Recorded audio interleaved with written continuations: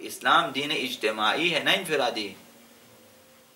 انفرادی دین ہے لیکن اس کی اہمیت کم ہے۔ آپ انفرادی طور سب کچھ کرتے رہیں، اگر اجتماع سے دور ہے خداوند اس نماز کو قبول نہیں کرتا۔ آپ کو حتماً اجتماع سے جڑے رہنا ہے۔ تو نماز اسلام میں تمام چیزیں اجتماعات میں ہے۔ دعا اجتماعی قبول ہوتی ہے، حج کے لیے اجتماع کا حکم دیا، جمعہ کے لیے اجتماع کا حکم دیا، نماز میں بھی اجتماع۔ یہ اجتماع کا کس نے حکم دیا؟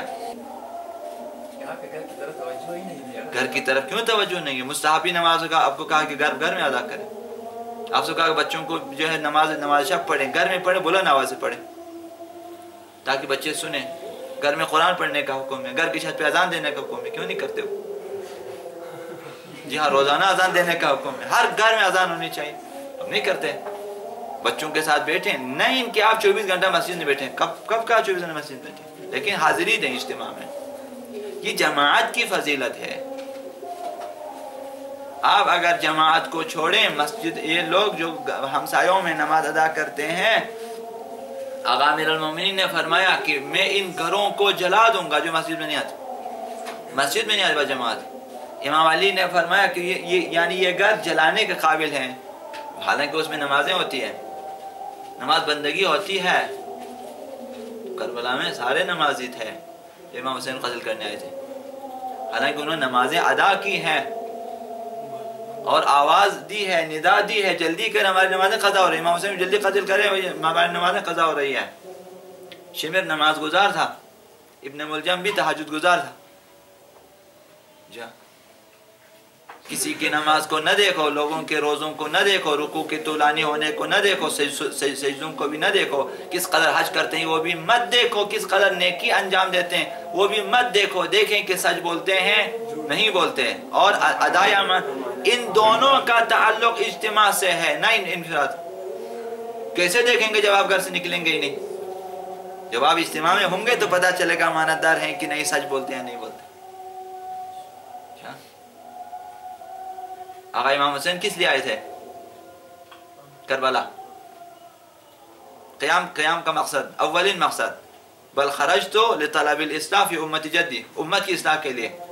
امت ایک فرد سے بنتی ہے اجتماع سے، اجتماع سے۔ اسلام کا فلسفہ کیا ہے؟ پیغمبروں کے آنے کا فلسفہ کیا ہے؟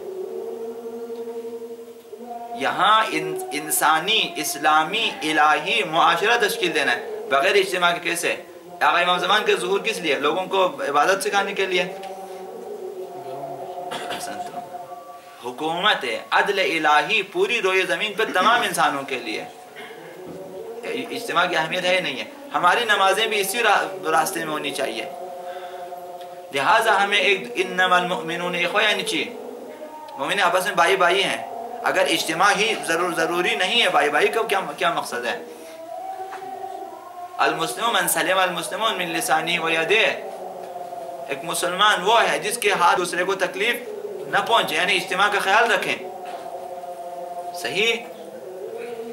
من اصبح لا یہتم بامور المسلمین فلیس بمسلم، یعنی چاہیے جو صبح کو اٹھے، صبح کو نیند سے اٹھے، مسلمانوں کی فکر نہیں ہے، اپنے بیٹھ کی فکر، مسلمان ہی نہیں ہے وہ۔ آپ گھر میں جتنی نمازیں پڑھیں، گھر میں جتنی نمازیں پڑھیں، نہ مسلمان نہیں ہو، آپ کو معاشرے کی فکر کرنی ہے۔ ایک شخص سو جاتا ہے رات کو پیٹ بھر کے، اگر اسے پتا ہو کہ ہمسایہ میں بھوکا ہے، وہ مسلمان نہیں ہے، وہ ہمسایہ سے پوچھنا پڑے گا بھئی روٹی کھائے نہیں کھائے، یعنی ابتدائی رابطہ معاشرے کے ساتھ ہمسایہ کا خیال رکھیں۔ 40 گھروں تک ہمسایہ ہے، 40 گھروں تک آپ کو خیال رکھنے کا بولا ہوا ہے۔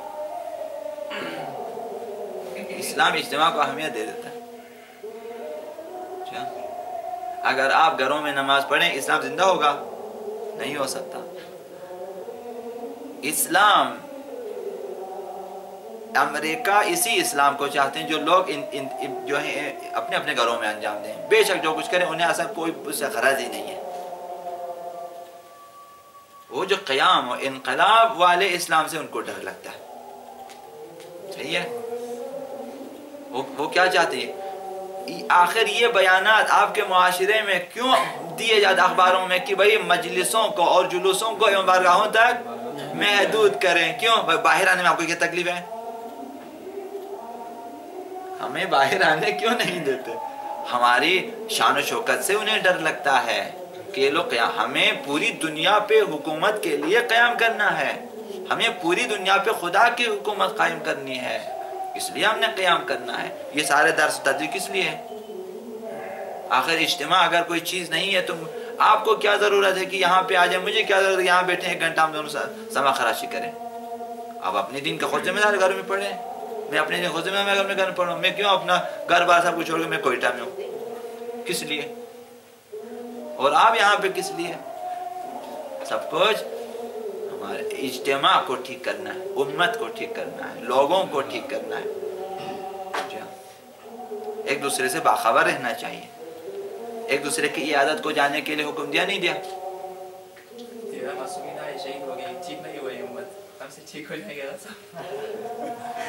آیا معصومین کو پتا تھا یا نہیں تھا کہ ٹھیک ہوں گے یا نہیں ہوں گے؟ پتہ نہیں تھا، انہوں غلط اندازہ کیا تھا انہوں نے، معصومین نے۔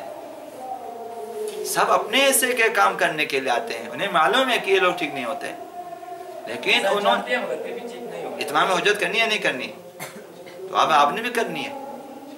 وما علینا الا البلاغ، ہمارا کام پہنچانا ہے۔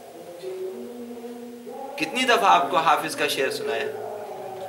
کتنی دفعہ سنایا حافظ کا؟ حافظ وظیفہ یہ تو دعا کردن است بس در بندین مباش کہ نہ شنید یا شنید۔ تمہیں اس سے کیا کہ دعائیں سنیے، کہ تمہارا وظیفہ ہے دعا کرنا، کریں، سننا نہ سننا اس کا کام ہے۔ امام خمینی نے کیا فرمایا؟ تمہارا کام اپنا وظیفہ انجام دینا ہے، معاشرے میں اس کا اثر ہوتا ہے نہیں ہوتا، لوگ ریسپانس دیتے ہیں نہیں دیتے، وہ آپ کا کام نہیں ہے۔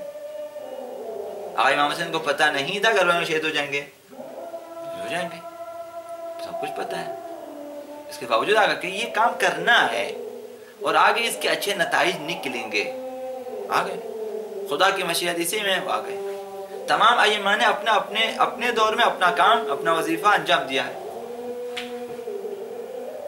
یہ خدا کو بھی پتا ہے کہ آخری امام کے ذریعے میں نے لوگوں ظالموں سے انتقام لینا ہے۔ پیغمبر اسلام نے وعدہ دیا کہ اگر دنیا کی عمر ختم ہو جائے، ایک دن بھی اگر باقی رہے، اس دن کو اس قدر میں خداوند طولانی کر دے گا کہ اہل بیت میں ایک فرد قیام کریں گے اور ساری کائنات کو عدل و انصاف سے بھر دے گا۔